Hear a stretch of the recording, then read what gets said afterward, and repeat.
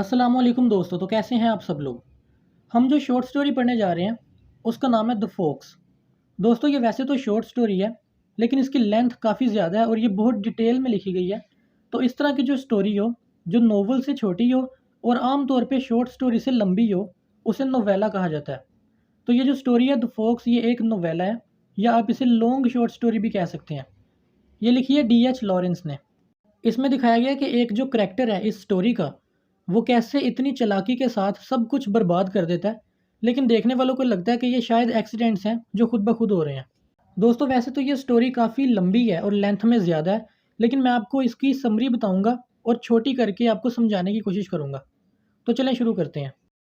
दोस्तों ये कहानी शुरू होती है इंग्लैंड के एक गाँव में। एक फार्म हाउस है जिसका नाम है बेले फार्म हाउस। ये दो वुमेन जो है इसे मिलकर चलाती हैं। एक का नाम है जिल बैनफोर्ड और दूसरी का नाम है नीली मार्च। दोस्तों ये दोनों मिडिल एज वुमेन है और इनकी जो उम्र है वो 30 से लेकर 40 के दरमियान है। ये दोनों मिलकर इस फार्म हाउस को ख़रीदती हैं और फिर इसे चलाने की ठान लेती हैं। शुरू शुरू में जो मार्च के ग्रैंडफादर हैं वो भी इनके साथ होते हैं, लेकिन थोड़े ही अरसे बाद उनकी डेथ हो जाती है। अब ये फार्म हाउस इन दोनों को मिलकर संभालना पड़ता है। दोस्तों जो नीली मार्च है वो फिज़िकली काफ़ी स्ट्रॉन्ग होती है बैनफोर्ड से, और जो मुश्किल मुश्किल काम है वो मार्च करती है, जैसे कि लकड़ियाँ काटना या फेंस लगाना। इस तरह के काम मार्च करती है। और जो बैनफोर्ड है वो नाजुक काम करती है, जैसे खाना पका लिया या सफाई कर ली, इस तरह के काम। लेकिन इन दोनों को फार्म हाउस संभालने में काफ़ी मुश्किल पेश आती है, क्योंकि कभी इनकी गाय भाग जाती है और इन्हें नुकसान होता है, और कभी एक फोक्स यानी लोमड़ी जो है वो चुपके से आकर इनकी मुर्गियाँ खा जाती है, जिनसे इनको नुकसान होता है। ये काफ़ी कोशिश करती हैं फोक्स को रोकने की, लेकिन नहीं रोक पाती। मार्च के पास गन भी होती है, जिससे वो फोक्स को कई बार शूट करने की कोशिश करती है, लेकिन फोक्स फिर भी बचकर निकल जाती है। लेकिन एक दफ़ा तो ऐसा होता है कि फोक्स बिल्कुल मार्च के सामने आती है और मार्च के हाथ में गन होती है, लेकिन मार्च उसे शूट करने की बजाय उसकी आंखों में देखना शुरू हो जाती है, और वो फोक्स भी मार्च की आंखों में देख रही होती है। अब इससे जो मार्च है उसको एक ताल्लुक सा फील होता है उस फोक्स के साथ, यानी एक अफेक्शन सी फील होती है। वो उसे शूट नहीं करती, और जो फोक्स है वो बचकर वहाँ से निकल जाती है, यानी दोबारा भाग जाती है। और मार्च बाद में ये भी सोच रही होती है कि उसने ऐसा क्यों किया, यानी उसने फोक्स को शूट क्यों नहीं किया। एक दिन रात को बैनफोर्ड और मार्च दोनों बैठी होती हैं, और रात का वक्त होता है और बाहर सख्त सर्दी होती है और बर्फ़बारी हो रही होती है। तो उनको एकदम किसी के अंदर आने की आवाज़ आती है। तो मार्च फटाफट गन उठाकर उसकी तरफ करती है और पूछती है कि तुम कौन हो। दोस्तों वो एक सोल्जर होता है जिसकी उम्र तकरीबन 20 साल होती है, और वो दिखने में काफ़ी खूबसूरत होता है। तो वो उन्हें बताता है कि मेरा नाम हेनरी ग्रैनफेल है, और मेरे जो ग्रैंडफादर हैं विलियम ग्रैनफेल, वो यहाँ पर रहा करते थे, तो अब मैं उनसे मिलने आया हूँ। तो वो दोनों उसे बताती हैं कि वो अब फोत हो चुके हैं, यानी उनकी डेथ हो चुकी है। दोस्तों ये सुनकर वो परेशान हो जाता है। अब वो क्योंकि एक सोल्जर होता है और वो छुट्टी पर आया होता है, तो वो उनसे कहता है कि उसे अब विलेज में आसपास कहीं जगह ढूंढनी पड़ेगी जहाँ पर वो रह सके। बेनफोर्ड काफ़ी फ्रेंडली होती है। वो हेनरी को कहती है कि अगर तुम चाहो तो यहाँ पर रुक सकते हो, तो वो वहाँ पर रुक जाता है। अब जब सुबह होती है तो बेनफोर्ड और मार्च दोनों अपने रोज़मर्रा के कामों में लग जाती हैं।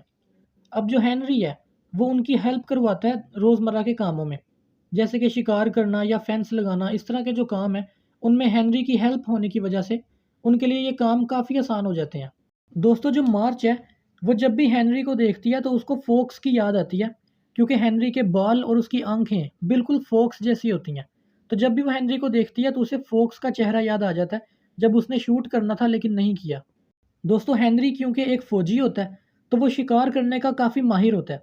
वो फोक्स पर नज़र रखता है, और जब फोक्स आती है मुर्गियों को खाने के लिए, तो वो फोक्स को शूट करता है और मार देता है, जिस पर बेनफोर्ड और मार्च दोनों रिलैक्स फील करती हैं, क्योंकि अब उनका और ज़्यादा नुकसान नहीं होगा।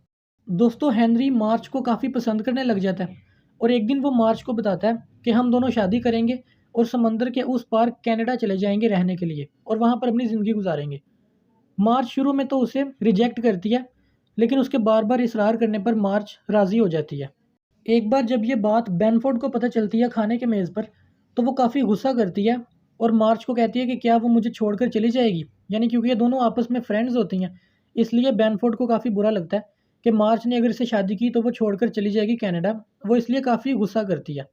अब काफ़ी दिन गुजर जाते हैं और हेनरी की छुट्टी ख़त्म हो जाती है, और वो वापस चला जाता है अपनी ड्यूटी पर। उसके जाने के बाद मार्च उसे ख़त लिखती है और बताती है कि वो उससे शादी नहीं कर सकती क्योंकि वो अपनी दोस्त को नहीं छोड़ सकती, जिस पर हेनरी बहुत ज़्यादा गुस्से में आ जाता है और अपने कमांडर से 24 घंटे की अर्जेंट लीव लेकर दोबारा उनके पास जाता है। तो जब हेनरी वहाँ पहुँचता है तो वो देखता है कि मार्च और बेनफोर्ड दोनों एक दरख्त काटने की कोशिश कर रही होती हैं। दोस्तों, हेनरी हर चीज़ का जिम्मेदार बेनफोर्ड को समझता है और वो ये समझता है कि अगर बेनफोर्ड रास्ते से हट जाए तो उसका काम काफ़ी आसान हो जाएगा। अब हेनरी खुद आकर दरख्त काटना शुरू कर देता है। उस जगह पर मार्च होती है, बेनफोर्ड होती है और बेनफोर्ड के फादर होते हैं। तो हेनरी ये जानता होता है कि दरख्त किस तरफ गिरेगा और वो बेनफोर्ड उस तरफ खड़ी होती है, यानी जिस तरफ दरख्त ने गिरना होता है बेनफोर्ड उसी तरफ खड़ी होती है। लेकिन हेनरी तो यही चाहता है कि बेनफोर्ड रास्ते से हट जाए, तो वो दरख्त उस पर गिरने देता है और जब दरख्त बेनफोर्ड पर गिर जाता है तो वो मर जाती है। लेकिन देखने वाले ये समझते हैं कि ये सिर्फ एक एक्सीडेंट था, यानी मार्च और जो बेनफोर्ड के फादर हैं उनको यही लगता है कि ये सिर्फ एक एक्सीडेंट था जिसकी वजह से बेनफोर्ड मर गई। दोस्तों, बेनफोर्ड के मरने के बाद अब मार्च के पास कोई भी वजह नहीं होती कि वो हेनरी से शादी ना करे, तो वो शादी करने पर और कनाडा जाकर सेटल होने पर राज़ी हो जाती है। तो हेनरी और मार्च दोनों जाकर सी शोर पर बैठ जाते हैं, यानी साहिल पर बैठे होते हैं पत्थरों पर, और वो समंदर को दूर देख रहे होते हैं और वो इस उम्मीद में होते हैं कि जब वो कनाडा जाएंगे तो सब कुछ ठीक होगा, यानी उनकी एक हैप्पी लाइफ होगी वहाँ पर। दोस्तों, मार्च बहुत ज़्यादा एक्साइटेड नहीं होती कनाडा जाने पर, लेकिन हेनरी उसे कहता है कि जब तुम एक बार वहाँ पर चली जाओगी तो तुम अच्छा फील करोगी। तो वो कहती है कि क्या वाकई ऐसा है? तो हेनरी कहता है कि हाँ, ऐसा ही है। तो यहाँ पर स्टोरी ख़त्म हो जाती है। तो दोस्तों, ये थी स्टोरी द फोक्स, जिसमें ये दिखाया गया है कि कैसे एक आदमी जो घर में दाखिल हुआ और ये समझा गया कि ये ख़तरनाक नहीं है, वो बाद में इतना ज़्यादा ख़तरनाक साबित हुआ और उसने कैसे अपनी चालाकी से, यानी फोक्स की तरह चालें चलते हुए उसने बेनफोर्ड और मार्च दोनों की ज़िंदगी बर्बाद कर दी। तो मुझे उम्मीद है आपको ये वीडियो पसंद आई होगी। अगर आपका कोई भी सवाल या कोई भी सजेशन हो तो आप कमेंट्स में बता सकते हैं। मिलते हैं अगली वीडियो में, तब तक के लिए अल्लाह हाफिज़।